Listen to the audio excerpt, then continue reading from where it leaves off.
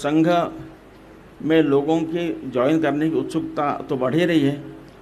2017 से 2023 तक जिनको संघ में जुड़ना है और किसको मिलना पता नहीं है, they send a request on the website of RSS, तो ज्वाइन करना मुझे संघ। जैसे ज्वाइन RSS की रिक्वेस्ट 2017 से 2023 तक प्रतिवर्ष एवरेज 1 लाख से अधिक ऐसी रिक्वेस्ट आई है। और विशेष अभी जनवरी फरवरी 2 महीनों में ये रिक्वेस्ट जो है डबल हुई है।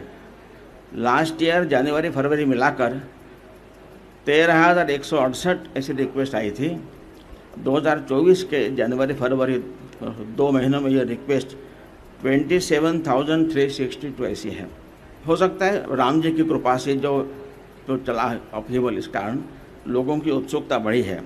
ये रिक्वेस्ट करने वालों में 70% ये 20 से 35 आयु के यूथ होते हैं।